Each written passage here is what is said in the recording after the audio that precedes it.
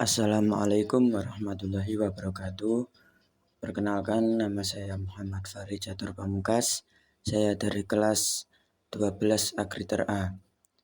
Saya di sini akan mempresentasikan hasil dari tugas saya dengan judul Sejarah Kerajaan Mataram Islam di Indonesia.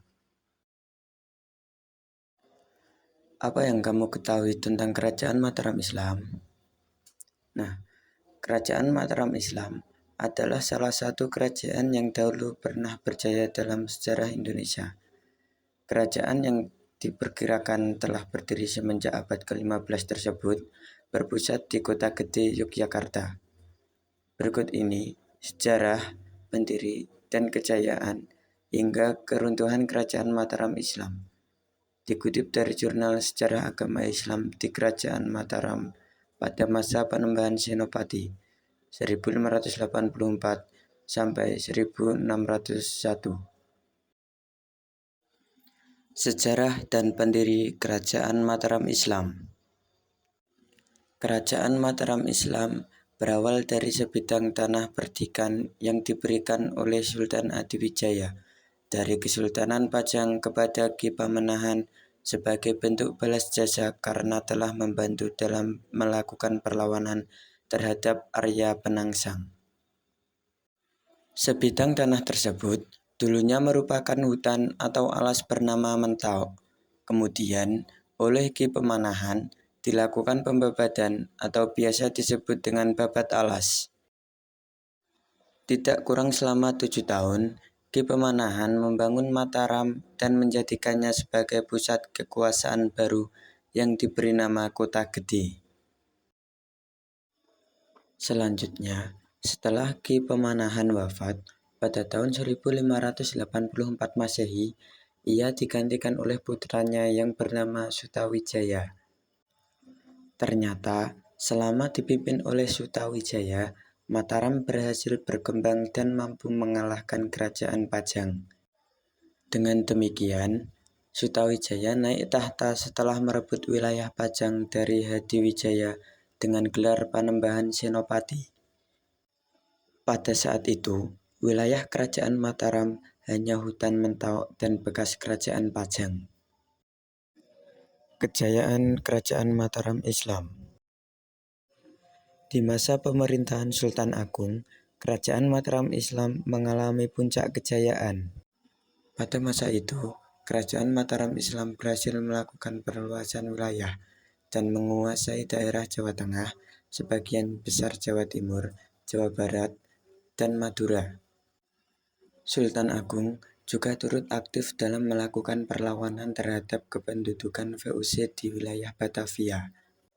Tercatat, Kerajaan Mataram Islam telah melakukan serangan sebanyak 2 kali ke Batavia. Selain itu, Kerajaan Mataram Islam juga berhasil menjalin hubungan kerjasama yang baik dengan sejumlah kerajaan lainnya, seperti Kerajaan Banten dan Kerajaan Cirebon. Meskipun belum berhasil mengalahkan VOC di Batavia, namun selama pemerintahan Sultan Agung telah berhasil membawa Kerajaan Mataram menjadi kerajaan Islam yang cukup besar di tanah Jawa. Keruntuhan Kerajaan Mataram.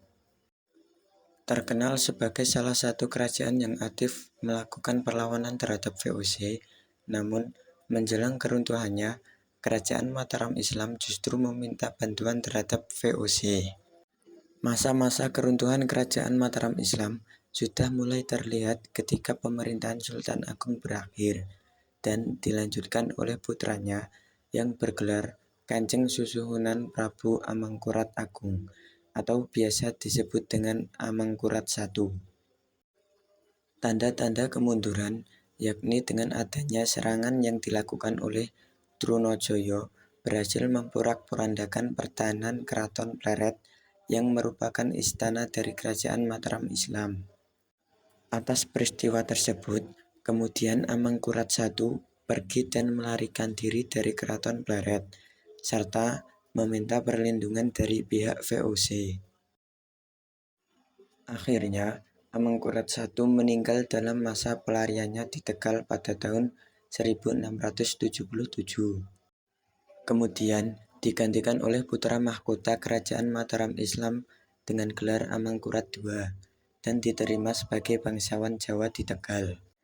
Secara umum, keruntuhan Kerajaan Mataram Islam ditandai dengan disepakatinya Perjanjian Giyanti pada tahun 1755 yang membagi Kerajaan Mataram Islam menjadi dua bagian, yakni Kesultanan Surakarta dan Kesultanan Yogyakarta. Raja-raja Kerajaan Mataram Islam. Raja-raja tersebut terdiri dari 1. Panembahan Senopati atau Sutawijaya. 2. Prabu Hanyokroowati atau Raden Mas Jolang. 3. Adipati Martoputro. 4. Sultan Agung Prabu Hanyokrokusumo atau Raden Mas Rangsang. 5. Amangkurat I. 6. Amangkurat II atau Raden Mas Rahmat. 7. Amangkurat III. Sekian presentasi dari saya. Kurang lebihnya mohon maaf. Saya akhiri. Wabillahi taufiq wal hidayah. Wassalamualaikum warahmatullahi wabarakatuh.